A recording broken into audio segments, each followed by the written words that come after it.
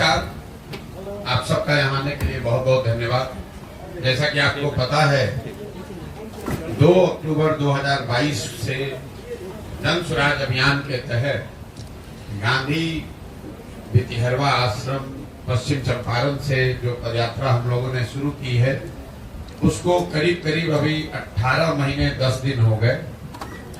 इन 18 महीनों में पश्चिम चंपारण से चल के पूर्वी चंपारण, शिवहर, गोपालगंज, सिवान, छपरा, वैशाली, समस्तीपुर, मुजफ्फरपुर, सीतामढ़ी, मधुबनी, दरभंगा, बेगूसराय, खगड़िया होते हुए हम लोग सहरसा आपके जिले में आए हैं। पिछले 20-25 दिनों से मैं आपके जिले में हूँ। अभी 2-4-5 दिन और रहेंगे। कोई बहुत अगर परेशानी की वजह से पदयात्रा रुकी नहीं तो 16 तारीख तक मेरा अभी यहाँ प्रोग्राम है आपके जिले में रहने का।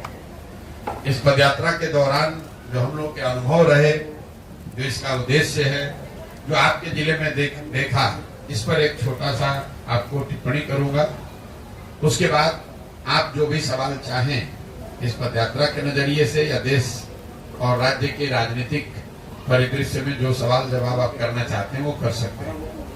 पदयात्रा का जो मुख्य 3 उद्देश्य है, आप में से कुछ लोग जानते होंगे। पहला उद्देश्य ये है कि मेरे 20 वर्ष की अपनी सामाजिक राजनीतिक जो समझ है, उसके आधार पर मेरी अपनी सोच है कि बिहार में जो गरीबी, पिछड़ापन, बदहाली है, इससे अगर निकलना है तो राजनीतिक स्तर से ज्यादा आगे बढ़कर समाज के स्तर पर प्रयास करने की जरूरत है। ऐसा इसलिए कि यहाँ पर जो लोग रहते हैं उनको अपनी समस्याओं के बारे में, उनके बच्चों के लिए शिक्षा नहीं है, रोजगार नहीं है, भ्रष्टाचार है, सड़क नहीं है, ये सारी बातें लोगों को पता है। किसी नेता, पत्रकार या राजनीतिक टिप्पणी करने वाले की जरूरत नहीं है। लोगों को मालूम है कि उनकी समस्या क्या है। लेकिन जो लोग इन सारी समस्याओं को जानते हैं, उससे जूझ रहे हैं, ये सब के बावजूद जब चुनाव होता है तो वो लोग अपनी समस्याओं को छोड़कर उन मुद्दों पर वोट करते हैं जिनका उनके जीवन से कोई सरोकार नहीं है। बिहार में पिछले 35-40 सालों में ज्यादातर लोगों ने वोट 4 ही मुद्दे पर दिया है। पहला, यहाँ एक जाति के नाम पर लोग वोट देते हैं। जैसे देश के अन्य कई हिस्सों में लोग जाति पर वोट देते हैं, वैसे यहाँ पर भी लोग जाति पर वोट देते हैं। दूसरा, यहाँ पर विचारधारा और धर्म, हिंदू मुसलमान के नाम पर वोट देने वालों की एक बड़ी संख्या है। तीसरा, एक बड़ा वर्ग बिहार में ऐसा है जो लालू जी के डर से भाजपा को वोट करता है। वो भाजपा का वोटर नहीं है, वो वोट लालू जी के डर से करता है। भाजपा को इसलिए करता है कि वो किसी भी हालत में लालू जी के जंगल राज को वापस नहीं देखना चाहता है।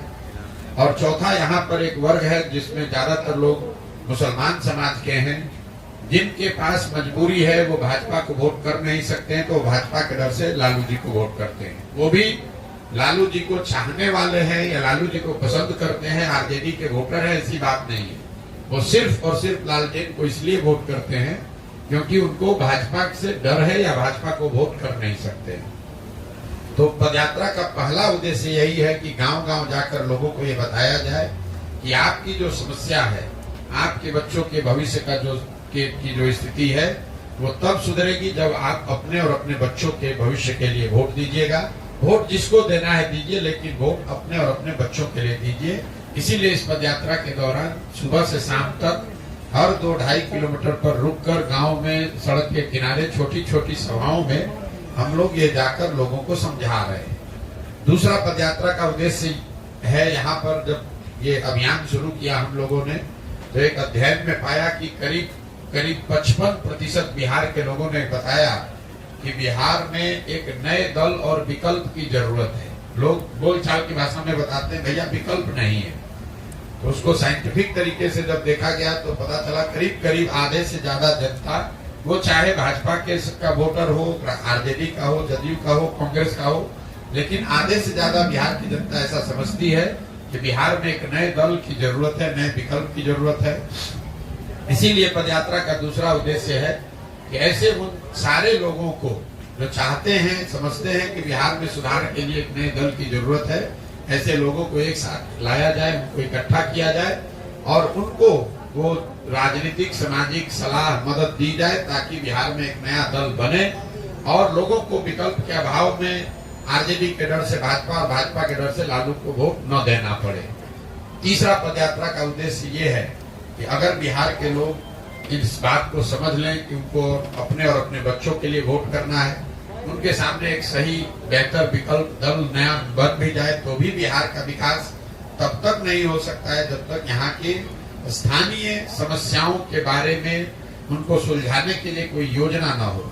तो पदयात्रा का तीसरा उद्देश्य ये है कि जमीनी स्तर पर उतरकर वहाँ की समस्याओं को समझकर लोगों से बात विचार करके बिहार के हर एक पंचायत का, इस बात को ध्यान रखिए, हर एक पंचायत का अलग अलग अगले 10 वर्ष की विकास की योजना बनाई जाए, ताकि दल के साथ साथ लोगों को ये भी जानकारी हो कि अगर इस दल को, इस प्रत्याशी को वोट करते हैं तो उनके नगर, उनके पंचायत को अगले 10 वर्ष में विकसित बनाने के लिए जन सुराज की क्या योजना है, ताकि लोग उसको पढ़ें, देखें, समझें, चर्चा करें और उसके बाद अगर विश्वास हो तो उससे जुड़े। तो पदयात्रा के दौरान हम लोग ये 3 चीज करने की कोशिश कर रहे हैं। मैं या मेरे साथी जब तक हम लोग सहरसा में हैं तो प्रयास ये है कि हर गांव, हर घर तक पहुंचा जाए, लोगों को ये बताया जाए कि भाई आप अपने और अपने बच्चों के भविष्य के लिए वोट कीजिए। दूसरा प्रयास ये है कि सहरसा से निकलने से पहले ऐसे सारे लोग जो एक नया दल और विकल्प बनाना चाहते हैं उनको एक तरह से संगठनात्मक स्वरूप दिया जाए, एक संगठन उनके जरिए बनाया जाए। और तीसरा, सहरसा के हर नगर, हर पंचायत क्षेत्र के अगले 10 वर्ष के विकास की योजना बनाई जाए।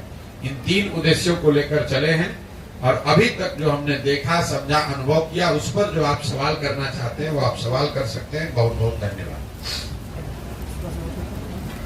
आपने अभी लंबे समय से जो यात्रा